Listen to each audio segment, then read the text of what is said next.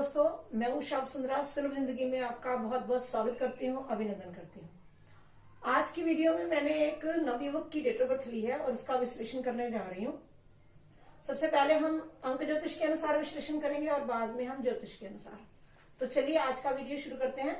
Date of birth लिया है मैंने 26 मार्च 1997। सबसे पहले हम 26 से शुरू होते हैं। 26 यानी इसका कुल योग आया 8। अब ये कंपाउंड नंबर है, 2 चंद्रमा का, 6 शुक्र का और उसके बाद हमें अंक प्राप्त हुआ शनि का। अर्थात इन तीनों ग्रहों और तीनों अंकों का प्रभाव उस व्यक्ति के स्वभाव में होगा, मतलब इन तीनों अंकों का स्वभाव उसके अंदर मौजूद होगा। उसके बाद बात करते हैं भाग्यांक की। यहाँ हमें भाग्यांक प्राप्त हुआ है 1। जो मूलांक है वो 8 है यानी शनि का अंक है, और जो भाग्यांक है 1 यानी सूर्य का अंक है। तो मूलांक और भाग्यांक दोनों मित्र नहीं है।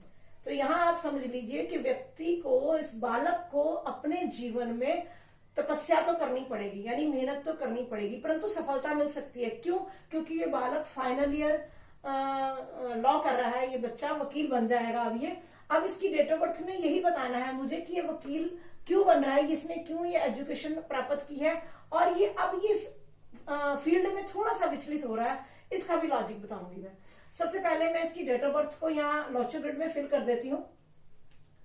यहाँ ये आ जाएगा 6, यहाँ है, सॉरी यहाँ 8 1 6, ये 7 है, और यहाँ पे 9, 3 एक बार आया और 3 एक बार कुआ नंबर निकाला है मैंने यहाँ पे कुआ नंबर। तो यहाँ पर कुआ नंबर भी 3। तो यहाँ पर 3 का अंक 2 बार आ रहा है, 9 का अंक 2 बार हो रहा है और 2 का अंक 1 बार है। ये वाली लाइन कंप्लीट हो रही है। सबसे पहले मैं इसी लाइन की बात करती हूँ। ये एक्शन प्लेन है, तो ये एक्शन प्लेन कंप्लीट हो रहा है। एक्शन प्लेन का मतलब क्या है कि हमेशा घोड़े पर सवार रहना, यानी कि व्यक्ति की जो इच्छा होती है, जो इसकी इच्छा है, अगर इसने बोल दिया ना कि मैंने मेडिसिन लेनी है तो जस्ट मैंने अब भी लेनी है, आधा घंटा भी नहीं रुकेगा। अगर उसने अपने मदर को या फादर को बोल दिया कि मुझे बाइक चाहिए या मुझे गाड़ी चाहिए या मुझे कोई चीज चाहिए, तो अब भी चाहिए, मतलब अभी चाहिए, अभी मीन्स विद इन डेज चाहिए, मतलब वो 2 महीने या 4 महीने या 6 महीने ही रुकने को तैयार नहीं होगा, इमीडिएटली चाहिए। अब यहाँ पर एक चीज, ये पॉइंट ये है कि अगर ये बच्चा स्पोर्ट्स में जाता है तो स्पोर्ट्स में ये बहुत अच्छा कर जाएगा। अगर ये जिम ट्रेनर बनता है तो जिम ट्रेनर के लिए बहुत अच्छा हो जाएगा। बिकॉज ये लाइन जो एक्शन प्लेन है ना, एक्शन में होता है कोई भी काम एकदम से करना, अचानक से करना, फटाफट करना। तो स्पोर्ट्स में भी हमें सडनली डिसीजन लेना होता है, अचानक से डिसीजन लेना होता है। इसी तरह से हमें जिम ट्रेनर बनना हो तो वहां पर भी हमें स्टूडेंट्स को अचानक से कुछ नया बताना पड़ जाता है। तो उसके लिए ये 276 ये जो प्लेन है ये बहुत अच्छा रहेगा। अब बात करते हैं लॉ की। अब यहाँ पर उसने 6 नंबर 1 बार आया है, 3 का अंक 2 बार आया है, 3 का अंक ज्ञान है जो गुरु का नंबर है, और 6 का अंक 1 बार है जो शुक्र का नंबर है। यहाँ पर लॉ को फेवर करता है शुक्र का नंबर। तो लॉ के लिए बेस्ट, मैं इस नंबर को बेस्ट मानती हूँ, क्योंकि जो 6 नंबर है वो डिप्लोमेसी देता है। अब जो 6 नंबर के साथ साथ अगर 4 नंबर भी हो जाए तो सोने पे सुहागा है। अदरवाइज 6 नंबर अपने आप में एक बहुत लॉ के लिए बहुत बड़ा नंबर है, बहुत अच्छा नंबर है, सपोर्ट कर रहा है उसको 8 और 1 6। ये देखिए, ये एक प्लेन और कंप्लीट हो रहा है जिसको हम प्रैक्टिकल प्लेन बोलते हैं। तो ये प्लेन उसको लॉ करने के लिए हेल्प कर रहा है, और ये जीवन में व्यक्ति, ये बच्चा है जो तरक्की करेगा, लेकिन धीरे धीरे करेगा।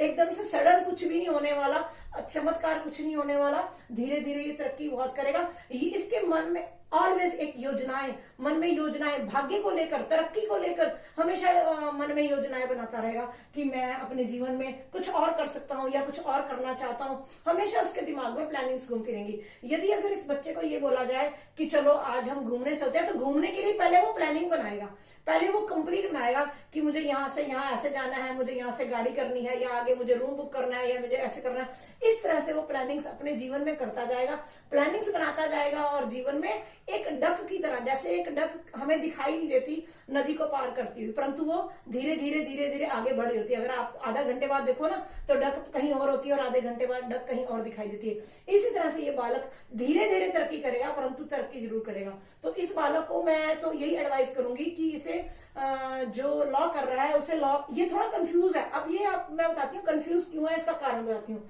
2 का अंक 3 बार होना, 3 का अंक जो है गुरु का है, जो हम इसे नीति का नंबर बोलते हैं, और 6 नंबर अनीति का नंबर है। जो लॉ है वो अनीति के अंदर आती है, नीति के अंदर नहीं आती है, आप समझ सकते हो। क्योंकि लॉ में क्या होता है, अगर हमारे पास कोई क्लाइंट आता है तो उसका केस हमें जिताना है बाय हुक बाय क्रुक। तो यहां पर ये नीति का नंबर 3 नंबर जो उसको परेशान करेगा, यानी कि वो चाहेगा कि मैं अपना केस नीति के साथ जीतूं, अनीति के साथ नहीं। तो यहां पर ये नंबर मैं ये कहूंगी कि ये फेवर करेगा। अगर कोई भी इंसान लॉ में रहकर वकील बनकर अगर वो नीति के साथ अगर अपना केस जीता है तो वो एक महान व्यक्ति होगा अकॉर्डिंग टू मी, क्योंकि उसे जीवन में सफलता और सच्चाई के साथ अगर वो किसी का भी केस जीता है तो वो नंबर इसको ये 3 ये इसको सपोर्ट करेगा। 6 नंबर सपोर्ट करेगा कि उसे सक्सेस मिलने के लिए, क्योंकि 6 नंबर भी बाय हुक बाय क्रुक उसके मन में ये रहेगा कि मुझे इस केस को जीतना ही जीतना है। उसके बाद अब इस डेट ऑफ बर्थ में कमी क्या है, सबसे पहले यहाँ आप देखिए 5 नंबर नहीं है, ये बीच में 5 नंबर का स्थान है जो सेंटर नंबर है। अगर ये 5 नंबर इसकी डेट ऑफ बर्थ में आ जाता है तो हम ये वाला एक ग्रिड कंप्लीट कर लेते हैं, ठीक है जी, जिसको सक्सेस प्लेन कहते हैं, सिल्वर प्लेन कहते हैं। इस पे मैंने एक और वीडियो पहले बनाया, उसका मैं डिस्क्रिप्शन बॉक्स में लिंक दे दूंगी, तो आप ये देख सकते हैं कि इस प्लेन का क्या महत्व है। देन उसके बाद ये वाला प्लेन भी एक और कंप्लीट हो जाता है अगर ये 5 का नंबर आ जाता है तो ये जब 2 प्लेन अगर हमारे और कंप्लीट हो जाते हैं, यानी कि अगर हम इसकी डेट ऑफ बर्थ में, या मैं ये एडवाइस करूंगी कि हम जो 5 का अंक है वो उसके नेम के थ्रू लेके आएंगे, या 5 के अंक की बहुत सारी रेमेडीज हैं जो मैं अंत में बताऊंगी। तो ये 5 के अंक की जो हम रेमेडीज कर लेंगे, यदि हम रेमेडीज कर लेते हैं तो 5 का अंक कम से कम इनविजिबल, यानी विजिबल तो लाना हमारे लिए डिफिकल्ट है, लेकिन हम नेम के थ्रू और रेमेडीज के थ्रू हम इस 5 के अंक को ला सकते हैं। और इस अंक आने पर ये डेट ऑफ बर्थ परमात्मा की दी हुई डेट ऑफ बर्थ को और अच्छा कर देगी, यानी कि उसके भाग्य में बहुत अच्छा परिवर्तन कर देगी, जिससे व्यक्ति के जीवन में सफलता होगी। अब एक और बात करती हूँ कि 4 का अंक भी नहीं है उसकी डेट ऑफ बर्थ में। देखो वैसे तो परमात्मा ने ऐसी कोई डेट ऑफ बर्थ बनाई नहीं कि जिसमें सभी अंक मौजूद हों, परंतु यहाँ पर डेट ऑफ बर्थ में इस डेट ऑफ बर्थ को अच्छा ही कहूंगी, बुरा नहीं कहूंगी, क्योंकि यहाँ पर जो मूलांक और भाग्यांक आपस में एनिमी है। 8 और 1 के कॉम्बिनेशन को हम लोग बुरा कॉम्बिनेशन बोलते हैं, परंतु यहाँ पर वो लॉ कर रहा है। लॉ है क्या, 8 नंबर शनि यानी यूनिफॉर्म, शनि मीन्स न्याय का दाता, और उसके अंदर 1 नंबर मीन्स सरकार क्या, जो कोर्ट कचहरी है वो सरकार की है ना, तो सरकार के अंडर आ गई।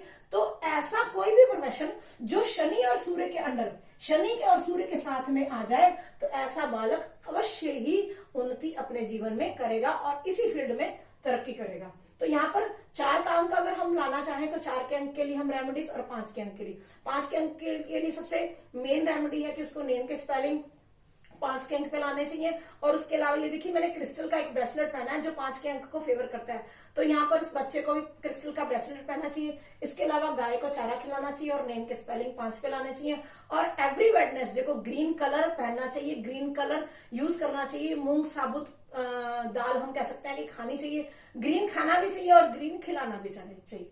तो इस तरह से ये हम रेमेडी करेंगे। उसके अलावा 4 के अंक को पूरा करने के लिए रुद्राक्ष पहनना चाहिए। 4 जो अंक है वो वुड एलिमेंट है, तो वुड एलिमेंट अगर ये बच्चा धारण करता है तो कहीं ना कहीं इसकी डेट ऑफ बर्थ और भी बढ़िया हो जाती है। तो ये था अंक ज्योतिष के अनुसार। अब हम बात करते हैं ज्योतिष के अनुसार। अब बात करते हैं हम कुंडली के अनुसार। ये उसी बच्चे की कुंडली है, ये D1 चार्ट है, कन्या लगन की कुंडली है, लगन में राहु विराजमान है। कन्या लगन, जो लगन का मालिक है वो 7वें भाव में बुध 12 नंबर राशि यानी नीच का होके बैठा है, परंतु उसके साथ ही शुक्र भी है। 6 नंबर लगन यानी ड्यूल साइन है, ये द्विस्वभाव राशि है। द्विस्वभाव राशि का मालिक होके दोबारा से द्विस्वभाव राशि में बैठा है। कहीं ना कहीं ये बच्चा जो मानसिक तौर पर विचलित रहता है, या ये ड्यूल साइन का मतलब होता है डिस्टर्ब हो जाना, कभी ये डिसाइड करना कि मुझे कभी ये करना चाहिए कभी वो, मतलब अपने काम से मार्ग से पथभ्रष्ट हो जाना। तो इस तरह से ये बच्चा इस तरह का इसका व्यवहार रहेगा। अब ये देखिए जी, बुध 12 नंबर राशि में बुध नीच का है, साथ में शुक्र है। शुक्र 12 नंबर में उच्च का होता है, तो यहाँ पर क्या है, मीन में दोनों ग्रह होने से एक नीच है और एक उच्च है, तो यहाँ पर नीच भंग हो रहा है। लगन का नीच भंग हो जाना एक राजयोग होता है और वो केंद्र में विराजमान है। इसके अलावा ये एक केंद्राधिपति दोष बना रहा है। केंद्राधिपति दोष का मीनिंग क्या है? केंद्राधिपति दोष मैं बुरा नहीं बोलती हूँ उसको, क्योंकि यदि अगर बच्चा एग्जाम में बैठता है तो उसके मार्क्स 70 नंबर वाला भी पास है, 60 वाला भी पास है और 80 वाला भी पास है। सिर्फ एक स्टेटस हो जाता है ना कि डिवीजन कौन सी है, फर्स्ट डिवीजन है, सेकंड कौन डिवीजन। तो यहाँ पर सिर्फ इतना ही मैं इसको जो केंद्राधिपति दोष को सिर्फ इतना ही लूंगी कि उसके थोड़े से अंक कम हो गए, परंतु यहाँ पर वो उच्च के शुक्र के साथ बैठा है तो यहाँ पर अच्छा प्रभाव देगा। यानी कि जो बालक है वो लगन को देख रहा है ना, वो बुध और शुक्र दोनों लगन को देख रहे हैं, तो अपनी ही राशि को वो देख रहा है, तो यहाँ क्या बच्चा जो है इंटेलिजेंट होगा। और जो राहु का लगन में विराजमान होना भी व्यक्ति को इंटेलिजेंट बनाता है, हरफनमौला बनाता है। बालक बहुत मैं ये कह सकती हूँ कि सुपर इंटेलिजेंट होता है। अब राहु विराजमान होगा, राहु क्या है, मन में विचलित होता है या डिस्टर्ब होता है, या मन उसका बार बार प्रोफेशन को लेकर ये कहूंगी, या भी किसी भी काम को, किसी भी निर्णय को लेने को ये थोड़ा डिस्टर्ब होगा, विचलित होगा या डबल माइंडेड होगा, हम ये कह सकते हैं। उसके अलावा अब यहाँ शनि देवता भी विराजमान है, 7वें भाव में शनि उच्च के होते हैं यदि हम कालपुरुष की कुंडली के हिसाब से देखें, और सूर्य यहाँ नीच के होते हैं, तो यहाँ पर भी सूर्य का नीच भंग हो गया। तो इस तरह से हम ये युतियां बना लेंगे, जैसे बुध और शुक्र की युति है, शुक्र शनि की युति है, शनि सूर्य की युति है, सूर्य केतु की युति। यानी कुछ युतियां हैं जो इसमें अच्छी हैं, परंतु कुछ युतियां खराब है। सूर्य शनि की युति यहाँ पे वैवाहिक जीवन को लेकर डिस्टर्ब करेगी, परंतु यहाँ प्रोफेशन को लेकर दिक्कत नहीं आने वाली, क्योंकि जो बुध देव है वो लगन के भी मालिक है और 10वें भाव के भी मालिक 7वें भाव में विराजमान है। यदि मैं लाल किताब की बात कहूं तो लाल किताब में क्या होता है, जो लगन का मालिक होता है वो राजा होता है, और जो 7वें भाव के मालिक होते हैं उसके वजीर होते हैं। मतलब अब राजा तो एक है, उसके वजीर 5 है, अर्थात इस व्यक्ति को, इस बालक को जीवन में सभी प्रकार की सुख सुविधाएं मिलेंगी और सभी प्रकार से वो प्रोफेशन में बहुत बढ़िया सेट हो जाएगा। अब इसका मालिक 10th का मालिक भी यहाँ विराजमान है। ऊपर से आप देखिए कि जो मंगल की दृष्टि, मंगल की जो 8वीं दृष्टि है इसके ऊपर आ रही है। मंगल की दृष्टि का सूर्य पे आना, मंगल की दृष्टि का शनि पे आना, बुध पे, शुक्र पे, सभी ग्रहों पे आ रही है, और जो मंगल है वो सूर्य की राशि में विराजमान है। और मंगल मालिक है 3रे भाव का और 8वें भाव का। 3रे भाव का और 8वें भाव का मालिक मंगल, और मंगल देख रहा है शनि को, सूर्य को। तो मैं यहाँ कहूंगी जो बच्चा वकालत कर रहा है तो इसको ये वाला जो फील्ड है, ये मंगल की जो दृष्टि है शनि के ऊपर आना, इसे इस फील्ड में जो वकालत ये बच्चा कर रहा है, ये सरकारी वकील भी बन सकता है और इसको इस प्रोफेशन में से तरक्की मिलेगी। कारण कि सूर्य शनि का साथ में विराजमान होना। यदि हम मैं नंबरोलॉजी की बात आपको याद कराऊं तो उसका 8 और 1 का अंक है, 8 यानी कि शनि और 1 सूर्य। तो यहाँ पर भी सूर्य और शनि की युति का एक साथ होना, और ऊपर से मंगल की दृष्टि भी आना। मंगल की दृष्टि देखो इसके ऊपर आने से ये बालक जो वकालत में सक्सेस होगा, एक इसमें कोई दो राह नहीं है। अब उसके बाद आगे बात करते हैं, चंद्रदेव जी विराजमान है 11वें भाव के मालिक होकर 2nd हाउस में। तो चंद्र देवता जी का यहाँ पर क्या काम है, जब भी चंद्रमा की दशा आएगी, जब भी चंद्रमा का रोल आएगा, तो इस बालक को धन उचित मात्रा में, यानी कि अच्छी मात्रा में इसके पास धन आएगा, अर्थात इसे धन की कमी नहीं आएगी जब चंद्रमा की दशा आएगी। अभी जो इस बालक की दशा बृहस्पति में शुक्र की चल रही है, यदि मैं बृहस्पति की बात करूं तो बृहस्पति 4थे भाव का मालिक और 7वें भाव का मालिक है। 4थे भाव का मालिक और 7वें भाव का मालिक होकर 5वें भाव में विराजमान है। 5वां भाव हमारा क्या है, बुद्धि का है ना। इस समय बालक पढ़ रहा है तो यहाँ बुद्धि का है, तो और बृहस्पति की ही दशा चल रही है, परंतु बृहस्पति यहाँ पर क्या 7th हाउस का मालिक है जो मार्केश भी है। तो ये मार्केश का यहाँ पर 5वें भाव में विराजमान होना अशुभ और शुभ और अशुभ दोनों ही कहूंगी। शुभ इस तरह से है कि यहाँ पर एजुकेशन के लिए बहुत ग्रह अच्छा है कि बृहस्पति हालांकि यहाँ पे नीच के हैं, उच्च के नहीं है बृहस्पति यहाँ पर, परंतु बृहस्पति का है क्या, इस एक्सचेंज हो रहा है, बृहस्पति और शनि का आपस में एक्सचेंज हो रहा है। तो यहाँ पर भी ये जो वकालत के लिए ये ठीक मानूंगी, मैं इसे शुभ कहूंगी। इसके अलावा इसे ही हम जो एक्सचेंज हो रहा है 7वें और 5वें घर का, दोनों के ग्रहों का, तो यहाँ पर ये जो लव मैरिज है ये प्रेम विवाह को इंगित करता है। तो यहाँ इस बालक का 101% प्रेम विवाह ही होने वाला है, क्योंकि यदि मैंने D9 चार्ट में भी देखा तो D9 चार्ट में भी यहाँ पर जो एक्सचेंज हो रहा है इनका 5वें और 7वें लॉर्ड का, तो D9 चार्ट में भी यहाँ पे लव मैरिज होगा। अब यहाँ पर क्या है कि क्या इसका जो जीवन साथी है वो कैसा होगा। D9 चार्ट में भी अगर मैंने बृहस्पति की पोजीशन देखी है तो वो उनका D9 4 नंबर लगन आ रहा है और लगन में ही बृहस्पति देव विराजमान है। इट मीन्स इस व्यक्ति की, इस बालक की जो पत्नी होगी वो बहुत धार्मिक, उच्च विचारों वाली, इंटेलिजेंट होगी और शिक्षित होगी और एक अच्छे खानदान यानी अच्छे परिवार से होगी। अब ये एक अलग क्वेश्चन है कि इनका वैवाहिक जीवन कैसे चलने वाला है, क्योंकि यहाँ पर जो 7वां भाव है ये थोड़ा डिस्टर्ब है, तो कहीं ना कहीं वैवाहिक जीवन में समस्याएं आने वाली हैं, इस चीज का कोई दोहराव नहीं है। अब इसके बाद बात करती हूँ शुक्र की। शुक्र यहाँ पर शनि के साथ, सूर्य के साथ विराजमान है, और शुक्र भी यहाँ पर बात करें हम सेकंड हाउस के लॉर्ड है, और साथ में भाग्यस्थान के लॉर्ड है। भाग्यस्थान का लॉर्ड भी 7वें भाव में आ जाना, यानी कि शादी के बाद इस बालक का भाग्य उदय होगा।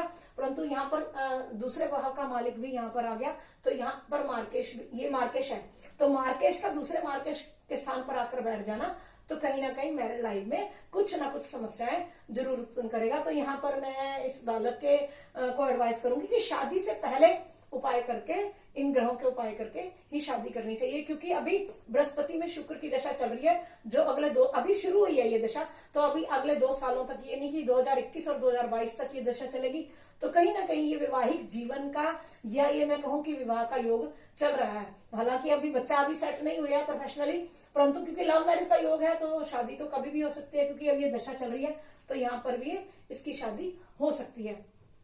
अब बात करते हैं, अब आगे तो वैसे मेन आपका जो पॉइंट हो गया कि लगन लॉर्ड की जो पोजीशन है उसका बेहतर होना ही जीवन में सबसे मेन होता है, कि अगर आपका लगन लॉर्ड की पोजीशन बहुत बढ़िया है तो जीवन आपका बहुत बेहतर चलेगा। D9 में भी अगर मैं बात करूंगी तो D9 में भी लगन लॉर्ड की पोजीशन जो अच्छी है, जिसकी वजह से इस बालक का जीवन अपने मतलब सफल होगा, ये अपने प्रोफेशन में भी। मैरिड लाइफ में देखो हर चीज तो इंसान को नहीं मिलती है, तो कहीं ना कहीं थोड़ी बहुत मैरिड लाइफ में प्रॉब्लम रहेगी, परंतु जो फाइनेंशियल लाइफ है उसकी, इस बच्चे की बहुत बढ़िया रहेगी। कारण ये भी है कि क्योंकि राजा यहाँ पे और 5 वजीर हैं, तो एक राजा की अगर 5 वजीर सेवा करने वाले हों तो राजा का जीवन कैसा होता है।